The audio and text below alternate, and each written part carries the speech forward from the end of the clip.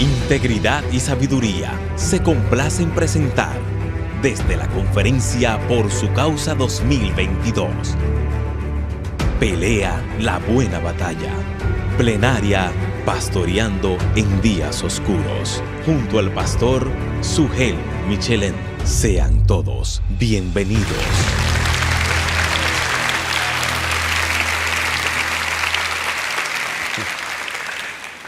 Antes que nada, mis hermanos, quería darle las gracias a Ministerios Integridad y Sabiduría, a la Iglesia Bautista Internacional, por el enorme esfuerzo de celebrar esta conferencia cada año. Gracias por bendecirnos, gracias por bendecir al pueblo de Dios. Es un privilegio, es un gozo poder estar aquí esta noche para predicar la santa, bendita, gloriosa, inerrante, infalible y todo suficiente palabra de Dios. Los invito, por favor, a ir conmigo a la segunda carta de Pablo a Timoteo. Vamos a leer los versículos 1 al 5 y luego vamos a orar, vamos a pedirle al Señor que se complazca en bendecir en una manera muy particular la predicación de su palabra. Dice así la palabra del Señor: pero debes saber esto, que en los últimos días vendrán tiempos difíciles. Porque los hombres serán amadores de sí mismos, avaros, jactanciosos, soberbios, blasfemos, desobedientes a los padres, ingratos, irreverentes, sin amor, implacables, calumniadores, desenfrenados, salvajes, aborrecedores de lo bueno, traidores, impetuosos, envanecidos, amadores de los placeres en vez de amadores de Dios, teniendo apariencia de piedad, pero habiendo negado su poder. A los tales evita. Hermanos, esto es serio. A los tales evítalos. Vamos a orar. Padre, nosotros nos acercamos de nuevo delante de ti porque estamos plenamente conscientes del reto que tenemos por delante, porque estamos plenamente conscientes de nuestra propia debilidad y porque estamos conscientes de cuánto tu pueblo en esta hora necesita escuchar lo que Pablo le dijo a Timoteo hace 2000 años atrás, y por la inspiración de tu Espíritu quedó registrada en tu palabra para que hoy, 17 de junio del año 2022, nosotros podamos escuchar esa palabra aquí en este lugar. Padre, bendice tu palabra, que Cristo pueda ser exaltado en esta noche y que tu iglesia pueda ser edificada. Porque te lo pedimos en el precioso nombre de ese león que algún día rugirá. Alabamos tu nombre. Amén. Amén. Si yo les preguntara en esta noche, ¿cuál es el mayor peligro de la iglesia en el día de hoy? Probablemente algunos piensen en el avance de la agenda globalista o en el movimiento LGTBQ y todas las otras letras, o en la ideología de género, o en el movimiento feminista. Y aunque de ninguna manera, mis hermanos, yo pretendo minimizar el peligro que estos movimientos representan para los creyentes y para la iglesia en el día de hoy, porque sería un tremendo error minimizar esos peligros. A la luz de este pasaje de 2 a Timoteo, aprendemos al menos 3 cosas que no siempre son tan evidentes. Y son esas 3 cosas las que yo quiero compartir en esta noche, a la luz de este pasaje. La primera es que el peligro más grande que enfrenta la iglesia hoy no es nuevo. No comenzó en el siglo XX, con todos estos movimientos? ¿No comenzó en el siglo XXI? Vean una vez más el versículo 1, lo que Pablo le dice a Timoteo en el siglo I. Pero tú debes saber esto, Timoteo, que en los postreros días, en los últimos días, vendrán tiempos difíciles. Esta frase, los últimos días, los postreros días, los últimos tiempos, no se usa en el Nuevo Testamento para referirse a los días que anteceden a la segunda venida del Señor Jesucristo.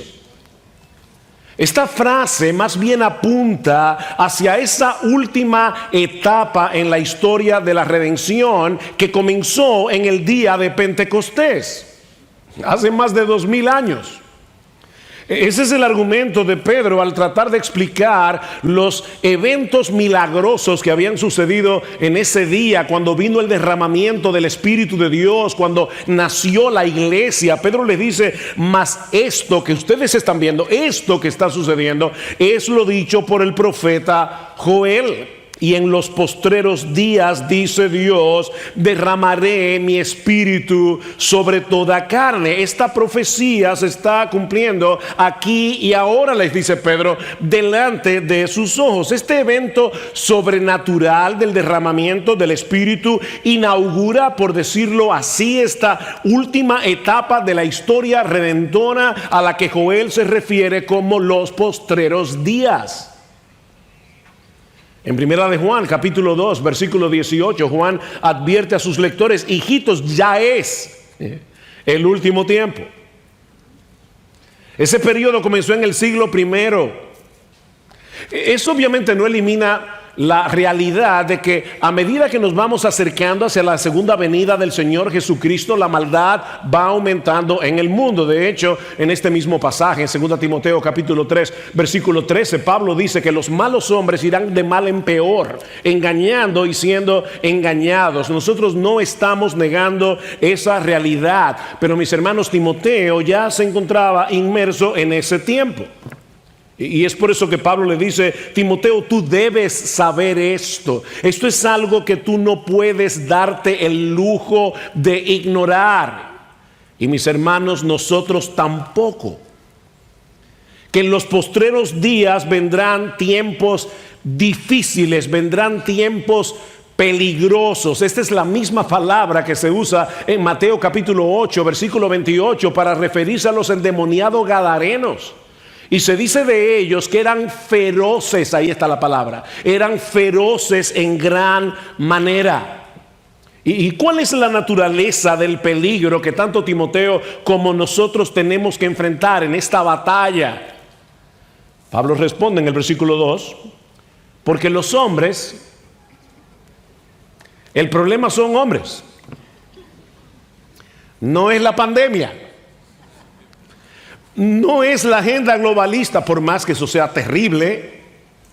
Son hombres con una serie de características. Pablo dice: hombres amadores de sí mismos, narcisistas, hombres avaros, amantes del dinero, codiciosos, hombres vanagloriosos, fanfarrones. Les encanta proclamar sus propios logros, buscar su propia gloria. Son soberbios, tienen una perspectiva inflada de su propio yo. Son blasfemos cuando hablan, deshonran a Dios, maltratan a las personas, desobedientes a los padres, tienen un espíritu rebelde, son ingratos. Ellos asumen que tienen el derecho a tener lo que no tienen y a demandar, a tener lo que tienen y a demandar lo que no tienen. Tal vez por eso proclaman tanto y declaran tanto. Impíos no muestran reverencia alguna hacia las cosas santas, sin afecto natural, son incapaces de empatizar con el que sufre, son implacables, incapaces de perdonar, son calumniadores, destruyen la reputación ajena, son intemperantes, no tienen dominio propio, son esclavos de sus deseos, de sus apetitos, son crueles, dice Pablo, son fieros, agresivos, abusadores, son aborrecedores de lo bueno, desprecian la virtud, son traidores, no se puede confiar en ellos, son impetuosos, actúan precipitadamente, sobre todo para hacer lo malo, infatuados, nadie puede corregirlos porque ellos creen que lo saben todo. Amadores de los deleites más que de Dios, hombres que encuentran más satisfacción en los placeres temporales de este mundo que en el carácter y la obra de Dios. Ahora, alguien pudiera pensar que esos rasgos que Pablo está enumerando aquí han estado presentes entre los impíos desde que el mundo es mundo, desde que el hombre cayó en pecado. La pregunta es, ¿en qué sentido estas cosas serían una característica particular de los últimos tiempos? Porque Pablo está diciendo, Timoteo, tú debes saber esto, en los últimos tiempos vendrán días peligrosos, tiempos feroces por esta clase de hombres. La pregunta es, ¿qué es lo que hace característico este tipo de hombres en este último tiempo? Bueno, eso nos lleva a la segunda enseñanza que podemos extraer de nuestro pasaje. Y es el hecho, mis hermanos, de que este peligro que Pablo está mencionando, describiendo aquí, no proviene de fuera de la iglesia, proviene de adentro. Ahí es que está el problema. Pablo dice en el versículo 5 que estas personas tendrán apariencia de piedad, pero negarán su eficacia. En el versículo 8 dice que son reprobados en lo que respecta a la fe. Mis hermanos, estos individuos tratarán de infiltrarse en las iglesias disfrazados de ovejas, ocultando su impiedad bajo un manto religioso. ¿No es la misma advertencia que Pablo le había dado a Timoteo? En la primera carta, en el capítulo 4, le dice, pero el Espíritu dice claramente que en los últimos tiempos algunos apostatarán de la fe, prestando atención a espíritus engañadores y a doctrinas de demonios. Esos individuos, esos falsos maestros que enseñan doctrinas demoníacas, están dentro de la iglesia. Pablo no está hablando de lo que está sucediendo allá afuera y definitivamente, hermanos, allá afuera están sucediendo cosas terribles, pero Pablo está hablando del peligro que nosotros enfrentamos adentro. Esa es la buena batalla que nosotros debemos pelear y que no es una opción, como decía Miguel cuando abrió esta conferencia en el día de ayer. Pelea la buena batalla. Primera Timoteo capítulo 1 versículo 18. ¿Cómo?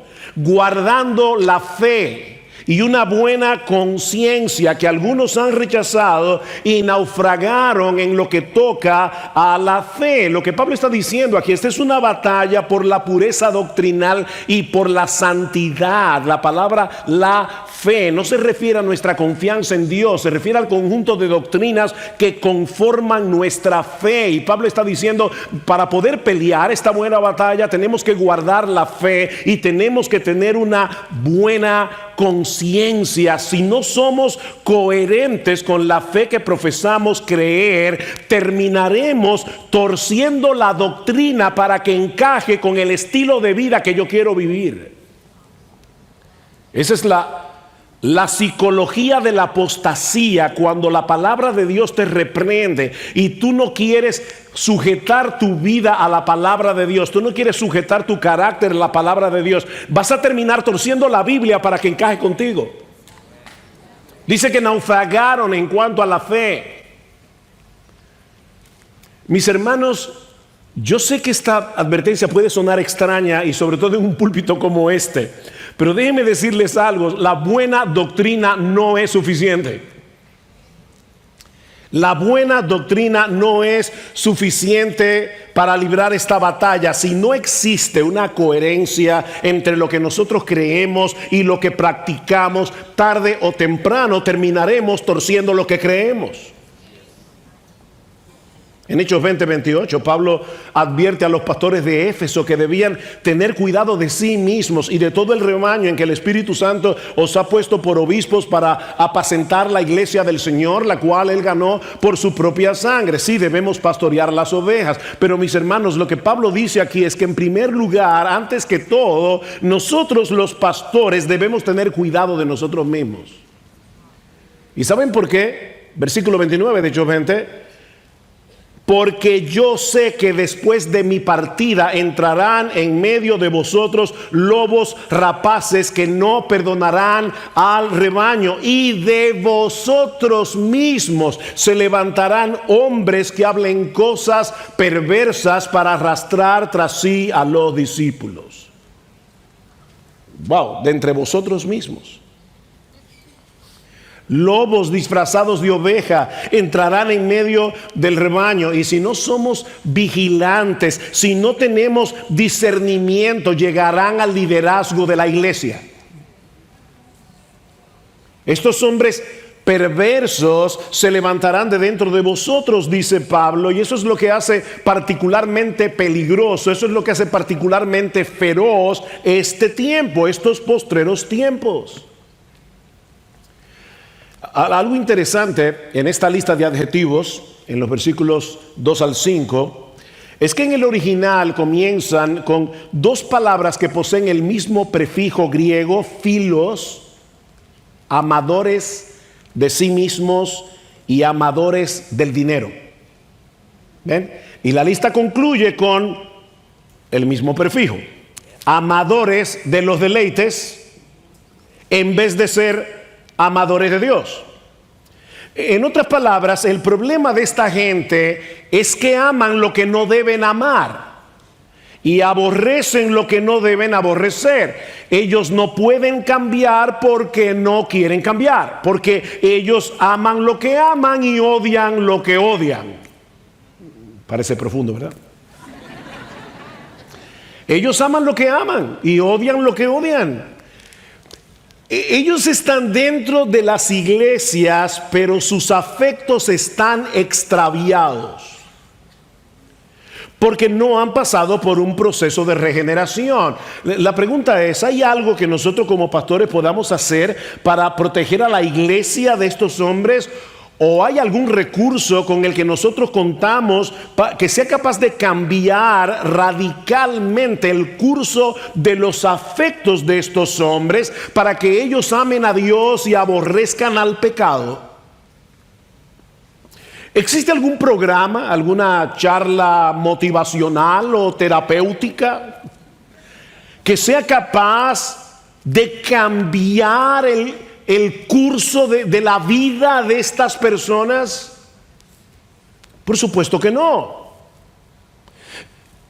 Mis hermanos, es terrible que en muchos púlpitos en el día de hoy se les dice a las personas que deben amarse a sí mismas.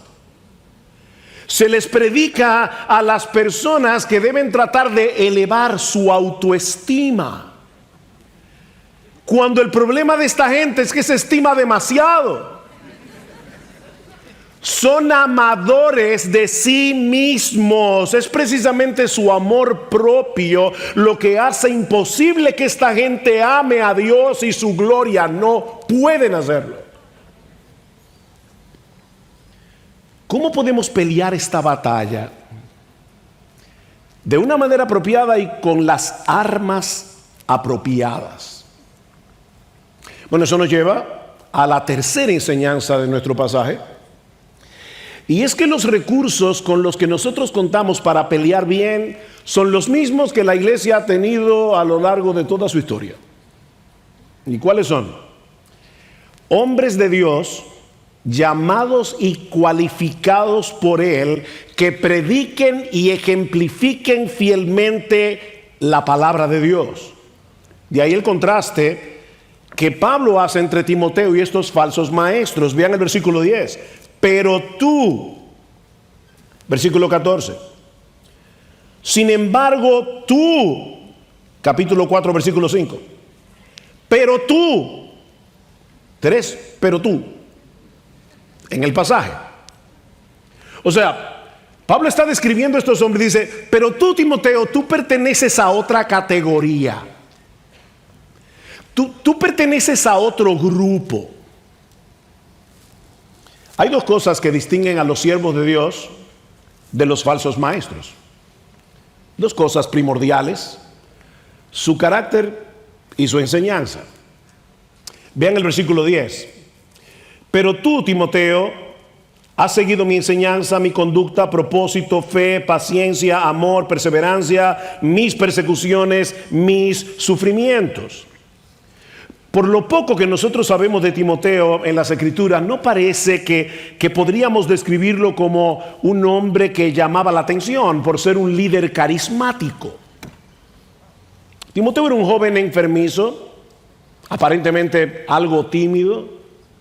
De hecho, en esta misma carta, Pablo tiene que decirle: Timoteo, aviva el fuego del don de Dios que está en ti por la imposición de mis manos, porque no nos ha dado Dios espíritu de cobardía, sino de poder, de amor y de dominio propio. Timoteo necesitaba ese tipo de exhortación, ese tipo de ánimo. Sin embargo, Timoteo era un hombre fiel. Timoteo era un hombre de integridad y de piedad probadas. A tal punto que en su carta a los Filipenses, Pablo dice de él que a ninguno tenía del mismo ánimo y que tan sinceramente se interese por vosotros, porque todos buscan lo suyo propio, no lo que es de Cristo Jesús, excepto Timoteo. Este es el tipo de hombre que la iglesia necesita.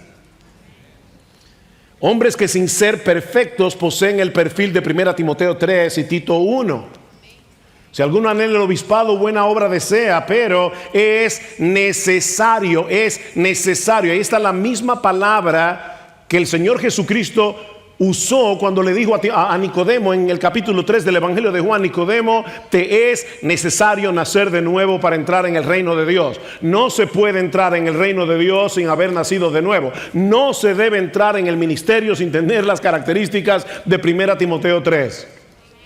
Es necesario que el obispo sea irreprensible, marido de una sola mujer, sobrio, prudente, decoroso, hospedador, apto para enseñar, no dado al vino, no pendenciero, no codicioso de ganancias deshonestas. Un hombre de carácter. Mis hermanos, si no tenemos el cuidado necesario, si somos más pragmáticos que bíblicos, hombres como los que Pablo describe en los versículos 2 al 5 llegarán al liderazgo de la iglesia y devorarán al rebaño. La iglesia de Cristo ha tenido que sufrir el abuso de estos líderes, de estos pequeños pontífices, de estos pequeños papas que se enseñorean de las ovejas, hombres codiciosos, hombres crueles que han hecho del ministerio un altar para exaltarse a sí mismos. ¿Y saben cómo llegaron a esa posición? Porque muchas iglesias han olvidado que el carácter es más importante que los dones. Porque muchos han olvidado que el carácter es más importante que tener una personalidad carismática. Es necesario, mis hermanos, esto no es opcional, que el obispo, el pastor, el anciano, el líder en la iglesia sea irreprensible y todo el resto de las cualificaciones que Pablo menciona en 1 Timoteo 3 y Tito 1. No somos perfectos. Esto es un perfil, no es una foto. El único que cumple todo eso es Jesucristo. Pero el hombre de Dios debe tener ese perfil. Pero Timoteo no solo se distinguía de los falsos maestros por su carácter, sino también por su enseñanza. Versículo 14. Tú, sin embargo, persiste en las cosas que has aprendido y de las cuales te convenciste, sabiendo de quienes las has aprendido. Desde la niñez has sabido las sagradas escrituras, las cuales te pueden dar la sabiduría que lleva a la salvación mediante la fe que es en Cristo Jesús. Vendrán hombres malos, Timoteo, engañadores, que irán de mal en peor, engañando y siendo engañados. Pero en lo que respecta a ti, mantente firme en esa palabra que has conocido desde que tú eras un niño, Timoteo. Y esto por 3 razones. En primer lugar, porque solo las sagradas escrituras, solo este libro, que es un libro que está vivo y es un libro poderoso y eficaz, solo este libro te puede dar la sabiduría que lleva a la salvación mediante la fe en Cristo Jesús. La Biblia no fue escrita para enseñarnos cómo vivir nuestra mejor vida ahora. No, la Biblia fue escrita para hacernos ver la necesidad de un Salvador, para guiarnos eficazmente al arrepentimiento y a la fe solo en Jesús. Y la salvación de la que Pablo está hablando aquí no es mucho más que un pasaje gratis para ir al cielo. Mis hermanos, Cristo no vino al mundo a morir en una cruz para poner una agencia de viajes. Él vino a salvarnos, y esa palabra salvación implica mucho más que el hecho de que podamos ir al cielo después de la muerte. Consiste en revertir todos los efectos de la caída para que podamos ser gradualmente transformados a la imagen de Dios que quedó distorsionada por causa de la entrada del pecado. Y por lo supuesto, esa imagen de Dios no es otro que nuestro bendito Señor y Salvador Jesucristo. Es de esa salvación que Pablo está hablando aquí. Y lo que él está diciendo es que solo la Escritura tiene el poder. Y me encantó, no voy a decir como Otto ahora que Miguel me estaba quitando el asunto, pero me encantó lo que Miguel dijo hace un momento cuando hablaba del libro, cuando ruge el león, de que la Escritura puede tomar a personas con las características que Pablo menciona en los versículos 2 al 5, amadores de sí mismos, crueles, intemperantes y todo lo demás, y convertirlas en verdaderos discípulos de Jesús. Increíble. Ese es el propósito de la palabra de Dios, mostrarnos a Cristo, para llevarnos a Cristo, para ser cada vez más semejantes a Cristo. Él es el centro de la revelación de Dios. El propósito de la Escritura es llevarnos a Jesús para ser salvos y para ser santos. Eso es lo que Pablo está diciendo en el versículo 15 de 2 Timoteo 3. Ahora, ¿cómo es posible que este libro puede hacer una obra tan portentosa en el corazón del hombre? Bueno, la respuesta la encontramos en el versículo 16. Toda escritura es inspirada por Dios y útil para enseñar, para reprender, para corregir, para instruir en justicia, a fin de que el hombre de Dios sea completo, sea perfecto, sea equipado para toda buena obra. Esa es la segunda razón por la que Timoteo debía mantenerse aferrado a la Escritura, porque este libro es la palabra inspirada, la palabra exhalada por la boca de Dios. Estamos tan acostumbrados a decir que la Biblia es la palabra de Dios que fácilmente podemos perder de vista lo extraordinario que es el hecho de que este libro sea la palabra de Dios. Este libro es la palabra de Dios, la palabra exhalada por Dios.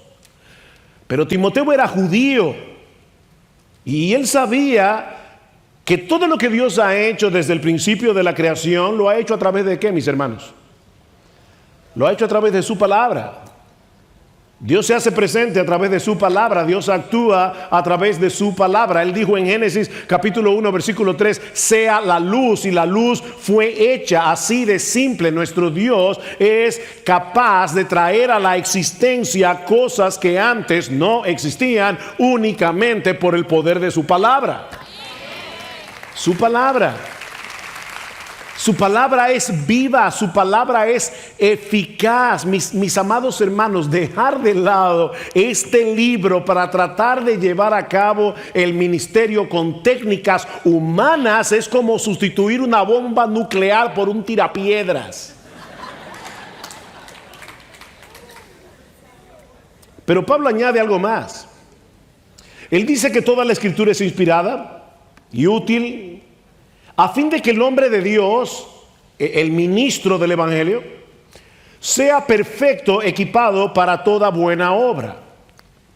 Todo lo que Timoteo necesitaba para seguir avanzando en su propia madurez, todo lo que Timoteo necesitaba para hacer la obra del ministerio, se encuentra en la palabra de Dios, infalible, inerrante y todo suficiente.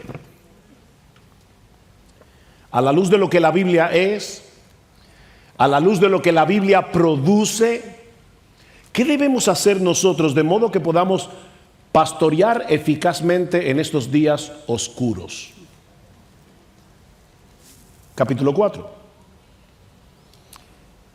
Y yo sé que hay una división de capítulos ahí, no se lleven de eso. Alguien decía que la división de capítulos la hizo un individuo que iba encima de un burro. Cada vez que el burro saltaba, dividía el capítulo ahí. Esas divisiones no son inspiradas. A veces el burro saltaba en el momento inadecuado. Porque Pablo no va a hablar de otra cosa. Él viene hablando de la Escritura, del poder de la Escritura. Y le está diciendo a Timoteo, aférrate a este libro, no te apartes de este libro. Y ahora le dice Timoteo, en la presencia de Dios y de Cristo Jesús, que ha de juzgar a los vivos y a los muertos por su manifestación y por su reino, yo te encargo solemnemente, predica la palabra, insiste a tiempo y fuera de tiempo, amonesta, reprende, exhorta con mucha paciencia e instrucción. Timoteo, predica la palabra.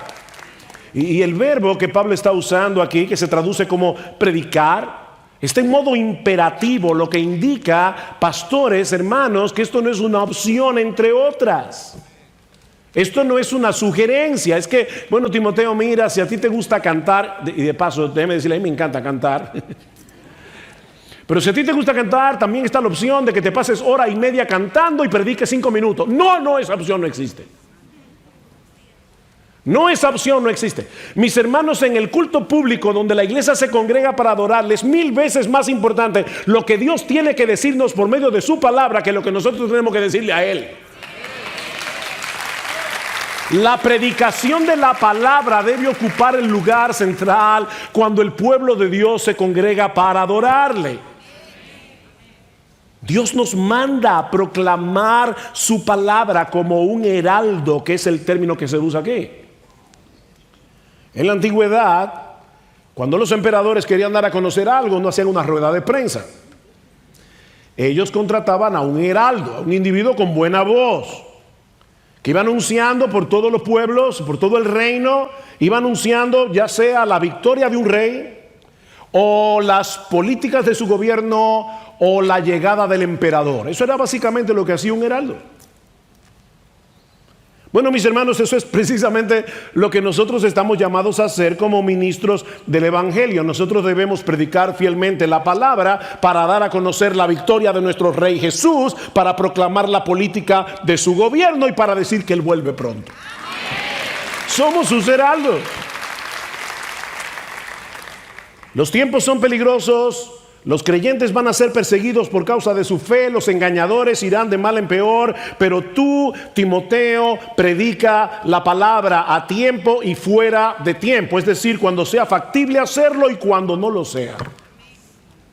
Cuando te quieran oír y cuando no te quieran oír. Aunque todo el mundo te diga, Timoteo, que la predicación dejó de ser relevante en esta cultura dominada por la imagen, predica la palabra. No, Timoteo, no sustituya la predicación por videoclips. Predica la palabra. Toma este libro y explícaselo a la gente, para que la gente entienda lo que cada texto significa en su contexto. Predica la palabra. Redarguye, reprende, exhorta con toda paciencia y doctrina. ¿Qué le suena a eso? A lo que dijo en el versículo 16 del capítulo 3. Toda la escritura es inspirada por Dios y útil para redarguir, corregir, instruir, enseñar. En otras palabras, al predicar la Biblia, nosotros debemos tratar de alcanzar los mismos objetivos que Dios tenía en mente cuando la inspiró. Él inspiró la Biblia para eso, nosotros debemos predicarla para eso. Pero Pablo dice, pero debes hacerlo con paciencia, Timoteo.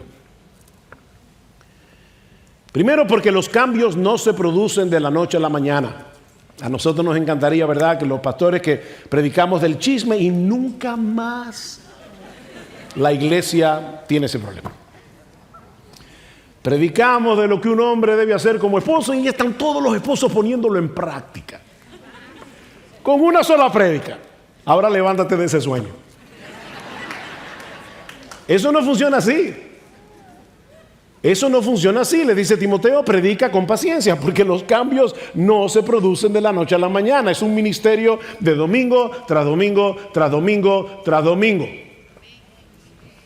Pastores, yo no los quiero desanimar, pero déjenme decirles algo. A las 2 semanas de que ustedes predicaron un sermón, ya la gente no recuerda más que el 5% de lo que ustedes predicaron. Pastor, ¿y usted me está animando para que yo predique la palabra? Bueno, sí, porque la transformación que hace el Espíritu Santo por medio de la palabra no depende de tu memoria. Nosotros predicamos la palabra y hay cambios que se producen allí en ese momento. Y si tú cultivas el hábito de la piedad, tú no vas a recordar que tal vez ese hábito de piedad te vino porque hace 5 años mi pastor predicó del libro de Sofonías. Pero la virtud está allí y el Espíritu Santo la fue forjando poco a poco a través de la predicación de la palabra. Es un trabajo de toda una vida. Toda una vida. Así que ten paciencia, Timoteo. Pero ten paciencia porque no todo el mundo aprecia que se les predique fielmente la palabra. Versículo 3. Porque vendrá tiempo cuando, oigan esto, hermanos, no soportarán la sana doctrina, no la van a soportar, sino que teniendo comezón de oídos conforme a sus propios deseos, acumularán para sí maestros y apartarán sus oídos de la verdad y se volverán a los mitos. Eso va a pasar en las iglesias. De no haber pasado en las iglesias, hoy no existirían los predicadores de la prosperidad. No existirían. Lo que Pablo está diciendo, mira Timoteo, o como dice Hendrickson en su comentario, el anhelo de esta gente es tener maestros que se adapten a sus propios caprichos, que se adapten a sus gustos pervertidos. Ellos no quieren escuchar a un hombre que predica fielmente las escrituras, ellos quieren que les rasquen el oído. Por eso, Timoteo, ten paciencia. Versículo 5, pero tú, una vez más, el mismo contraste, muchos no van a querer escucharte cuando expongas fielmente la escritura, pero a pesar de esto, Timoteo, tú sé sobrio en todo. Timoteo, mantente en tu sano juicio, no te dejes arrastrar por el deseo de muchos que visitan la iglesia cada semana esperando ver y escuchar cosas sensacionales y extravagantes. Nosotros no tenemos que diseñar un culto tipo Disney, es simplemente predicar la palabra. Timoteo, sé sobrio, mantente en tu sano juicio y no dejes de predicar este libro. Soporta las aflicciones. Recuerda que todos los que quieran vivir piadosamente en Cristo Jesús padecerán persecución. Y eso incluye a los que persisten en predicar la palabra cuando muchos no querrán escucharla.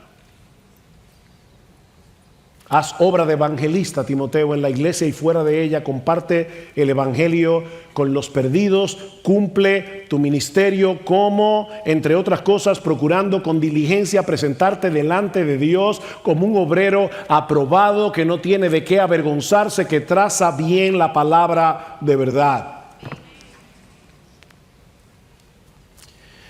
Albert Mohler, el rector, presidente del Southern, cuenta una historia interesante de sus días como Boy Scout allá en la Florida.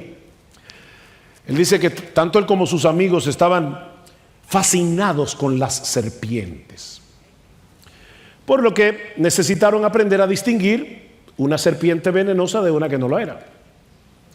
La mayoría de las serpientes venenosas de Norteamérica se pueden distinguir por ciertas marcas en la piel.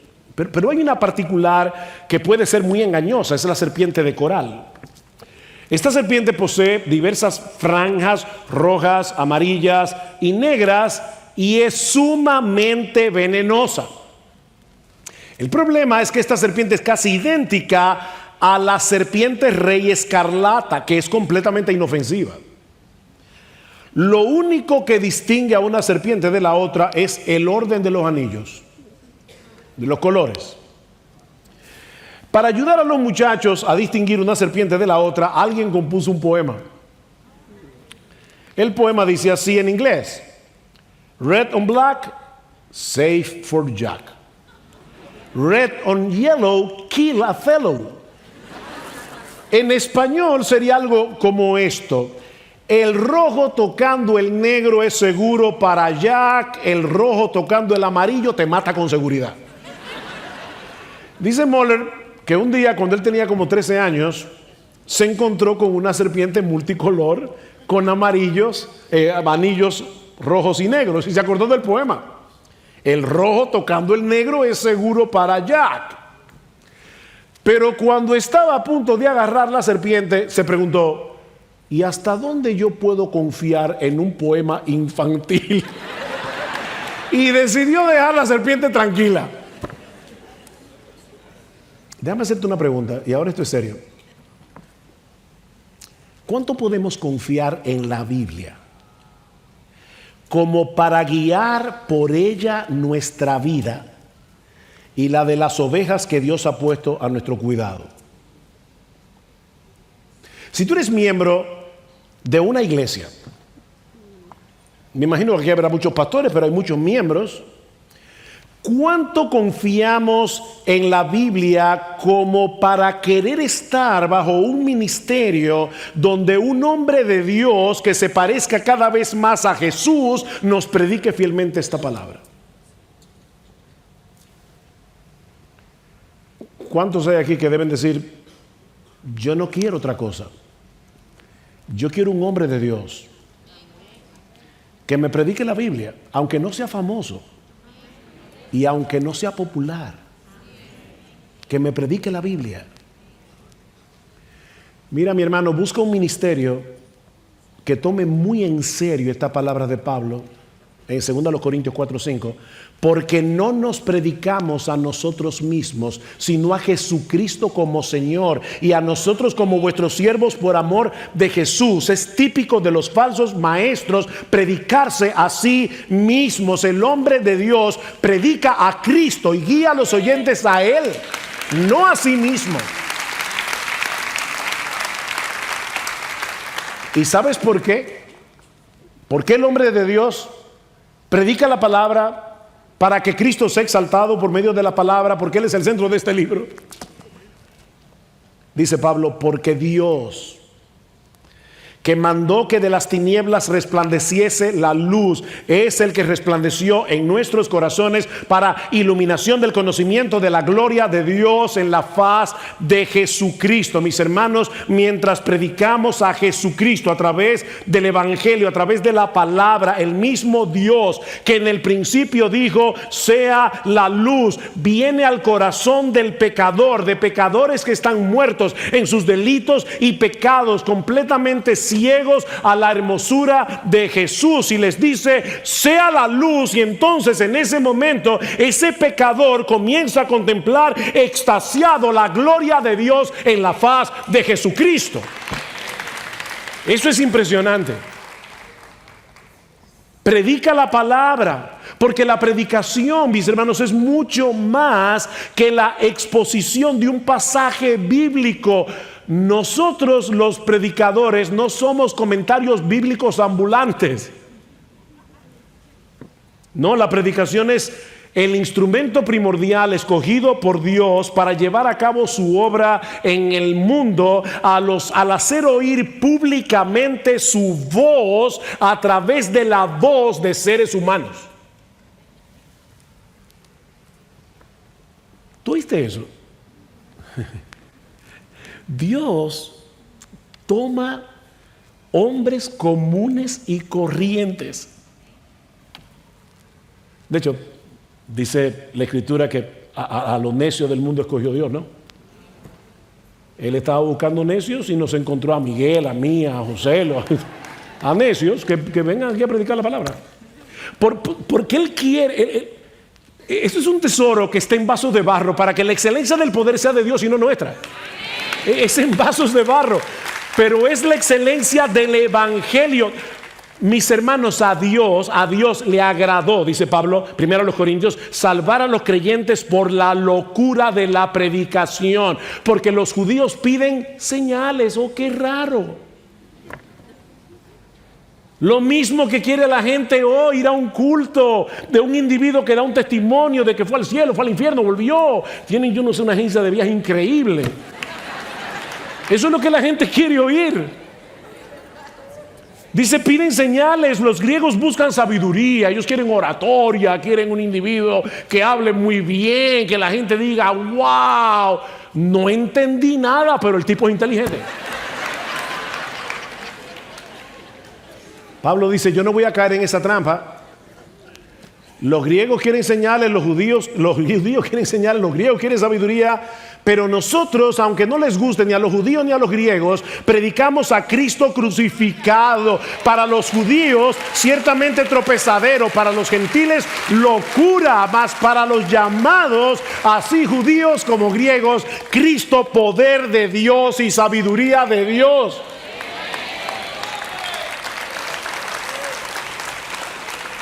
En Él están escondidos todos los tesoros de la sabiduría y del conocimiento. Ahora yo te pregunto, ¿de verdad nosotros creemos eso? ¿De verdad creemos que en Cristo están escondidos todos esos tesoros? Y que el poder de Dios es puesto al alcance de todos a través de la predicación fiel de las Escrituras, cuando Él, solo Él, es exaltado. Porque si es así, no deberíamos permitir, no, hermanos, miembros de iglesias que están aquí por su causa, no deberíamos permitir que ninguna otra cosa sustituya la predicación de la palabra de Dios cuando su pueblo se congrega para adorarle. No deberíamos permitirlo. Sí, estamos viviendo en días oscuros. Y los hombres irán de mal en peor. Pero ¿saben qué? Y quiero terminar con una nota de ánimo. Si lo miramos desde otra perspectiva, hay una realidad alentadora detrás de esta advertencia de Pablo. Si lo piensan bien, la iglesia tiene 2000 años lidiando con estos apóstatas. 2000 años. Pero el diablo no ha logrado detener el avance de la iglesia. Porque Cristo no ha dejado y no dejará de cumplir su promesa. Yo edificaré mi iglesia y las puertas del Hades no prevalecerán contra ella. A través de los siglos, la iglesia de Cristo ha tenido que pelear muchas batallas, y muchos han celebrado anticipadamente su desaparición. Pero como bien ha dicho alguien, han repicado las campanas, han anunciado la muerte de la iglesia, pero el cadáver nunca ha aparecido. Cristo seguirá edificando su iglesia a través de hombres comunes y corrientes, hombres fieles que predican su palabra, que pastorean al rebaño, predicando su palabra a tiempo y fuera de tiempo. Hombres que proclaman con gozo la gloria del Salvador, para que viendo esa gloria los suyos continúen siendo transformados de gloria en la misma imagen como por el Espíritu del Señor. Cristo seguirá edificando su iglesia, y cuando Él regrese en gloria, Él tendrá una esposa, y nosotros estaremos allí en las bodas del Cordero. Las puertas del Hades no prevalecerán. Por eso permítanme concluir con unas palabras de doxología con la que Judas, el apóstol, concluye su carta. Por cierto, una carta donde el tema principal es guardarse en medio de la apostasía. ¿Y qué dice Judas? Y ese es mi deseo para todos ustedes en esta noche. Y aquel que es poderoso para guardaros sin caída y presentaros sin mancha delante de su gloria.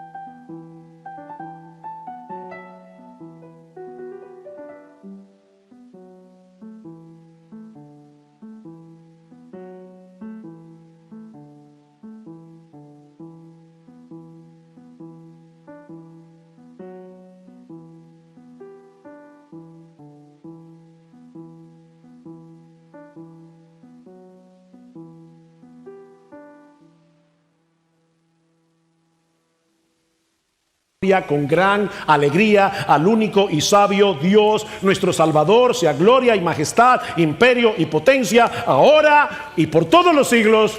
Amén. Amén y amén. Vamos a orar. Padre, te damos muchísimas gracias, oh Señor, por tus preciosas y grandísimas promesas. Gracias por tu palabra. Pero ayúdanos, oh Señor, a tomar estas advertencias en serio. Guárdanos, oh Señor, guarda los ministerios fieles que se encuentran en este lugar. Protégenos del maligno y ayúdanos, oh Padre bueno, a no ir detrás de novedades, sino a seguir haciendo lo que tu iglesia ha estado haciendo durante más de 2000 años, predicando tu palabra para que Jesucristo sea conocido y reconocido como Rey de Reyes y Señor de Señores. Que a Él sea la gloria hoy y por siempre, por los siglos de los siglos. Amén y amén.